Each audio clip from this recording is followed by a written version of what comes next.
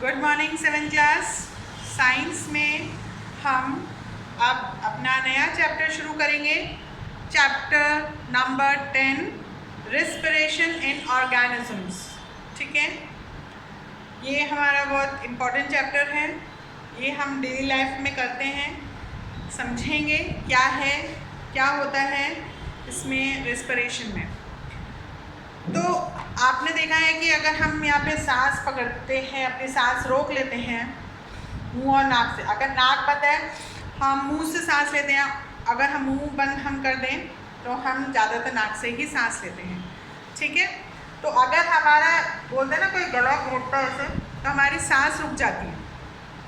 ठीक है ना, और फिर हम बहुत ऐसे जो हमारे अंदर ऑक्सीजन की कमी हो गई है वो हम ज़्यादा लेने की कोशिश करते हैं। क्यों, अगर हम सांस ऐसे रोकते हैं तो आपने देखा एथलीट्स ऐसे करके सांस लेते हैं, क्योंकि वो रनिंग में उनकी ऑक्सीजन ज़्यादा खप जाती है, ज़्यादा यूज़ हो जाती है, तो वो तेज़ी से मुंह से सांस लेते हैं। नाक से उतनी सांस नहीं आ पाती जितना उन्हें ऑक्सीजन चाहिए होता है। ठीक है, तो if we try to hold our breath, it is not possible to do for more than a few seconds से ज़्यादा हम अपनी सांस नहीं रोक सकते। After that we gasp for air and take a long breath. अभी मैंने बताया कि हम लंबी लंबी सांस लेते हैं अगर हमारी सांस कोई रोक ले या हम खुद रोक लें। ठीक है, तो हमारे लिए ब्रीदिंग इम्पॉर्टेंट क्यों है? यहाँ पर दो टर्म आएंगे, ब्रीदिंग और रेस्पिरेशन। ब्रीदिंग एंड रेस्पिरेशन, ये दो टर्म है ना। ये दोनों हमें एक जैसे लगते हैं पर दोनों में कुछ डिफरेंस है। क्या है वो हम पढ़ेंगे इसके बारे में। ब्रीदिंग एंड रेस्पिरेशन हम इनको इंटरचेंज कर लेते हैं। लोग कर लेते हैं कि हम रिस्पायर कर रहे हैं, ब्रीदिंग कर रहे हैं, पर ये दोनों डिफरेंट हैं। क्या डिफरेंस है इसमें? Breathing refers to exchange of gases between an organisms and the environment, while respiration refers to the breakdown of food in the cells to release energy. Breathing में क्या होता है कि ये मान लीजिए हमारा मुंह है, ठीक है, हम ऐसे बना लेते हैं। हमने ये मुंह खोला, ये ऑक्सीजन हमारे अंदर गई और हमारी नोज से CO2 बाहर, कार्बन डाइऑक्साइड बाहर आई। ठीक है, तो ये जो ब्रीदिंग हम कर रहे हैं, रोज हम करते हैं, ये हमने ऑक्सीजन ली, ये हमने कार्बन डाइऑक्साइड छोड़ी। ठीक है, तो ये होता है ब्रीदिंग। और रेस्पिरेशन क्या होता है? हमारी बॉडी में बहुत मिलियन बिलियन सेल्स होते हैं जिससे हम बढ़ते हैं, हमारे बाल बढ़ते हैं, नाखून बढ़ते हैं, और जो भी हम एक्टिविटीज़ करते हैं वो इन सेल्स में जो सेल्स प्रेजेंट होते हैं बॉडी में उसके कारण बढ़ते हैं। हमें चोट लग जाती है, वो चोट ठीक हो जाती है, पूरी स्किन रिपेयर हो जाती है अपने आप। जब माइनर इंजरी कुछ होती है, हमें घिसट लग जाती है, कहीं हम ब्रूजेस आ जाते हैं हमारे को, तो वो धीरे धीरे ट्रीटमेंट से सही हो जाती है। ठीक है, तो ये सब क्या होता है, हमारी बॉडी में जो सेल्स हैं, है ना, उसमें आपने देखा कि वो जो खाना है वो जाता है इन सेल्स में, और ये जो खाना है वो टूट के ये इसमें पूरे बॉडी में, वो जो बॉडी हमारी बढ़ती है, बाल बढ़ते हैं, हम सांस लेते हैं, हम अभी जो बोल रहे हैं, जो एनर्जी खर्च होती है वो सब, ये जो एनर्जी जो फूड है वो सेल में जाता है, जो ब्रेक डाउन होता है उससे जो एनर्जी निकलती है उसके कारण हम ये सब चीज़ कर पाते हैं। तो ये जो प्रोसेस है सेल्स में फूड का टूटना और उससे एनर्जी निकलनी, उसको कहते हैं रेस्पिरेशन। समझ में आया? ब्रीदिंग है सांस लेना सिंपली और छोड़ना, और रेस्पिरेशन है जो सेल्स हैं वहाँ पे जो खाना जाता है वहाँ पर वो सिंपलर फॉर्म में ब्रेक डाउन होता है और फिर हमें वहाँ से एनर्जी मिलती है। ठीक है, A cells gets its energy by breaking down the food present in it. The process of release of energy by breaking down of food in the cells is called the respiration. तो अब respiration की जो definition है क्या हो गई? The process of release of energy. ये यहाँ से जो सेल में से एनर्जी रिलीज हो रही है ना, जो सेल के अंदर जो खाना है उसके कारण जो ब्रेक डाउन हो रहा है और एनर्जी रिलीज हो रही है, उसको हम कहते हैं respiration. For respiration the oxygen that is needed is taken in by the breathing.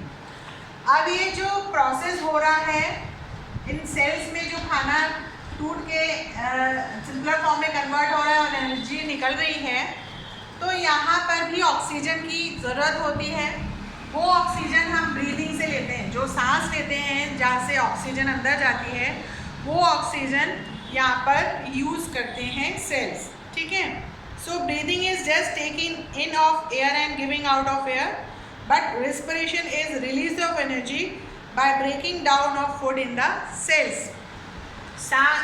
Breathing अब हो गई कि सांस सिंपल लेना और छोड़ना, और रेस्पिरेशन में ब्रीदिंग इम्पॉर्टेंट होती है क्योंकि उससे ऑक्सीजन मिलता है, और रेस्पिरेशन में फूड सिंपलर फॉर्म में टूट के एनर्जी रिलीज़ करता है। जो हम कहते हैं खाना खाओ एनर्जी आएगी, आज अगर फास्ट होता है तो हमें एनर्जी नहीं होती है क्योंकि वो खाना सेल तक नहीं पहुंच पाता है और हम बहुत लेथार्जिक महसूस करते हैं, बहुत थका थका महसूस करते हैं। तो ये जो है ब्रीदिंग, ये पार्ट ऑफ रिस्पिरेशन है। क्लियर?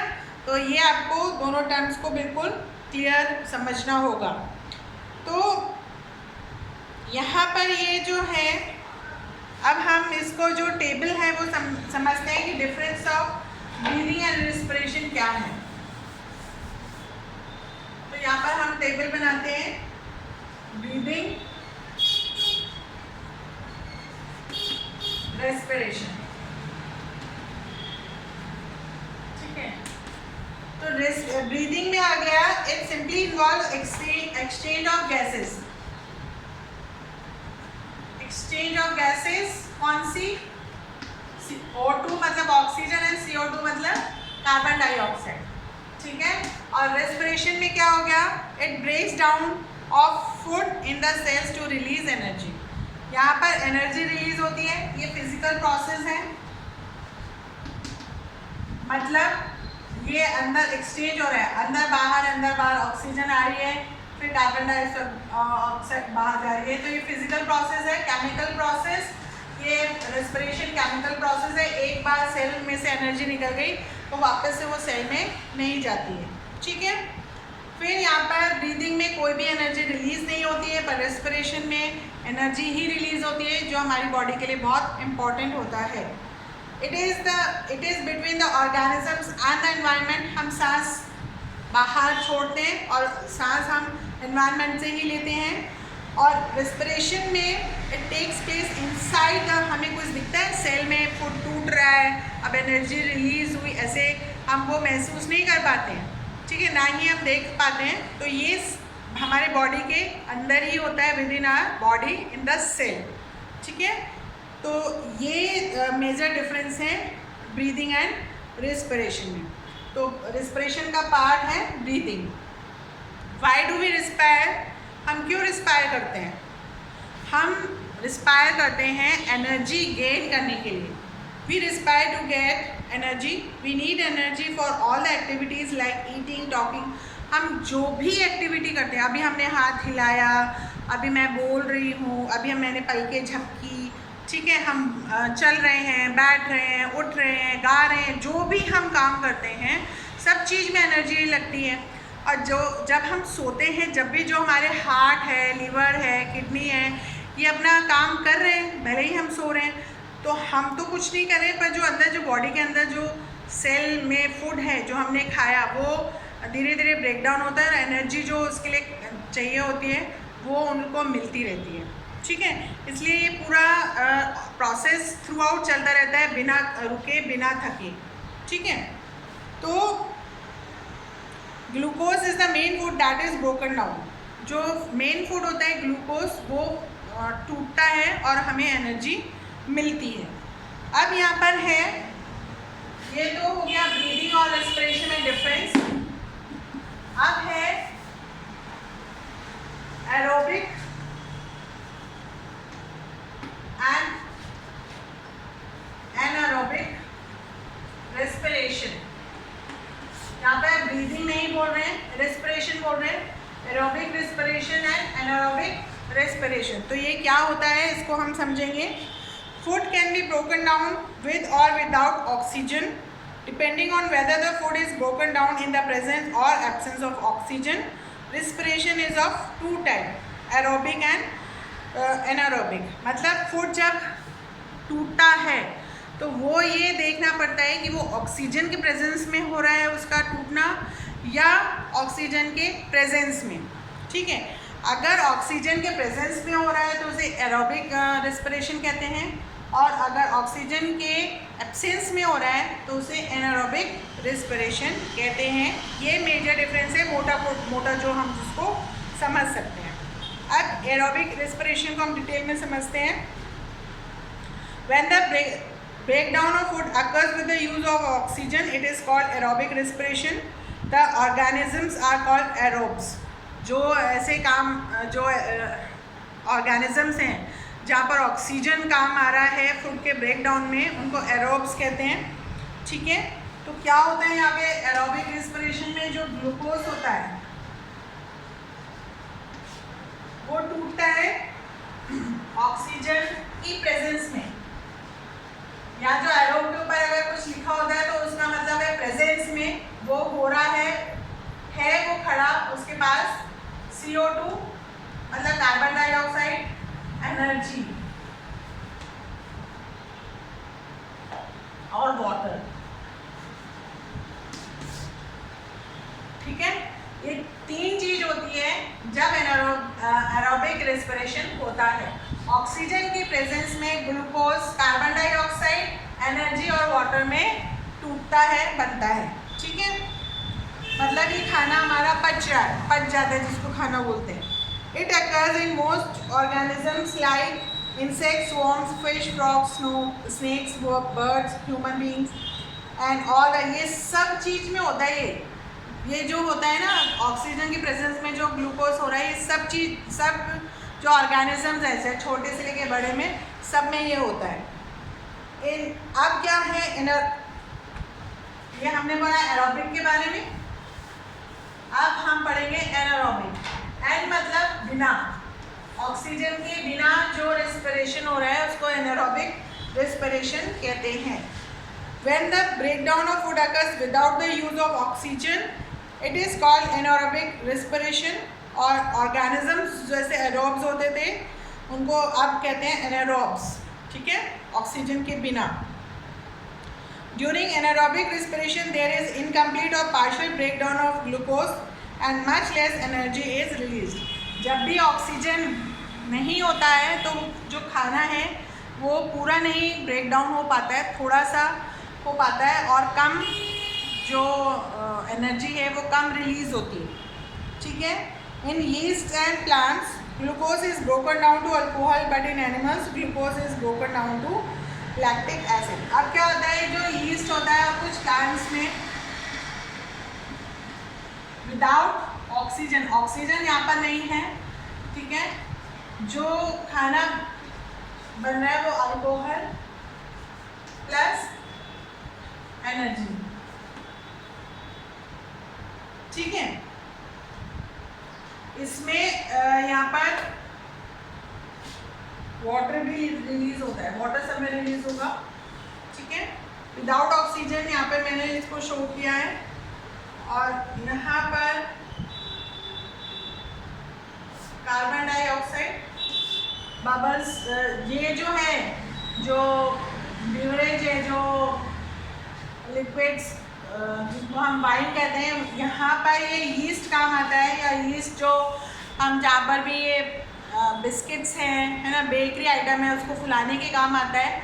तो उसमें आप क्या देखते हैं कि वो फ्लफी बन जाता है, मोटा फूल जाता है। तो क्यों होता है, यीस्ट में से जो है अल्कोहल और एनर्जी और कार्बन डाइऑक्साइड होता है जो उसको और ऊपर जो मटेरियल है, मैदा है, उसको और फुला देता है। ठीक है, anaerobic respiration occur in yeast, some plants and animals. In animals, अब ये हो गया प्लांट्स और यीस्ट में अगर विदाउट ऑक्सीजन ये काम हो रहा है तो अल्कोहल, एनर्जी और CO2 में कन्वर्ट होता है।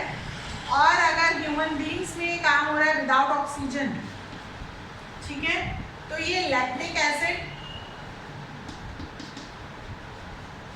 और एनर्जी में कन्वर्ट होता है। फॉर एग्जाम्पल कैसे होता है ये, हम बहुत ज़्यादा काम कर रहे हैं, हमने ध्यान नहीं दिया, सांस प्रॉपर हम नहीं ले पा रहे, ऑक्सीजन की कमी हो गई, तो हम देखते हैं हमारे क्रैम्प्स आ जाते हैं, हम कहते हैं कि नस चढ़ गई या बहुत तेज़ थाइस जैसे दर्द हो रही है। तो यहाँ पे क्या होता है, लैक्टिक एसिड जमा हो जाता है, क्योंकि वहाँ से जो है ऑक्सीजन वहाँ पर प्रॉपर नहीं पहुँच पाती है, और ऑक्सीजन प्रॉपर नहीं पहुँच पा रही है तो जो ग्लूकोज जो फूड है वो लैक्टिक एसिड में कन्वर्ट हो जाता है और वो वहाँ पर जमा हो जाता है और फिर वो हमें पेन देता है।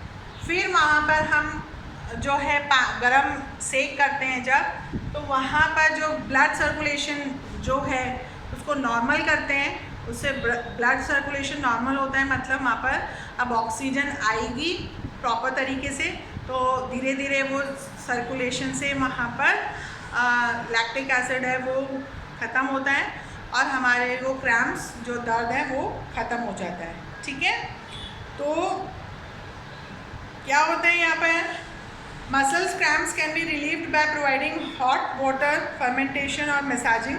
हम धीरे धीरे उसको रब करते हैं, किसी एरिया को अगर हमें क्रैम्प आ रहा है तो धीरे धीरे रब करते हैं, तो सर्कुलेशन ऑफ ब्लड इंक्रीज हो जाता है, इससे सप्लाई ऑफ ऑक्सीजन बढ़ जाता है और लैक्टिक एसिड टूट जाता है कार्बन डाइऑक्साइड एंड वाटर में। तो इस तरीके से ये सारा प्रोसेस होता है। ठीक है, अब difference between aerobic and anaerobic respiration क्या है, इसको हम देखते हैं डिफरेंस।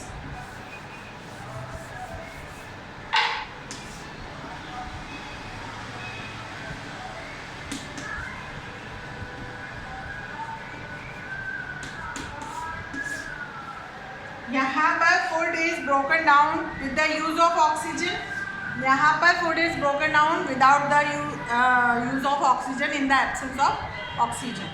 कंप्लीट ब्रेक डाउन, अब ऑक्सीजन में कंप्लीट ब्रेक डाउन होता है, विदाउट ऑक्सीजन में इनकम्प्लीट होता है। ठीक है, large amount of energy release, इसमें स्मॉल अमाउंट ऑफ एनर्जी, क्योंकि ऑक्सीजन बहुत इंपॉर्टेंट होता है इसलिए यहाँ पे लार्ज है तो इसका अपोजिट हो जाएगा less. Occurs in animals and higher organisms, ये ज़्यादातर होता है, सब में होता है।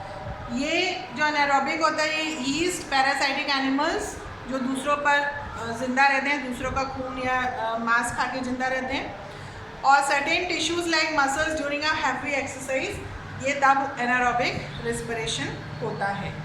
ठीक है, इस तरीके से ये आपको समझना है। चैप्टर को खुद रीड करेंगे तो जल्दी समझ में आएगा, वीडियोस देखिए और इसको चैप्टर को समझिए। Okay, have a nice day.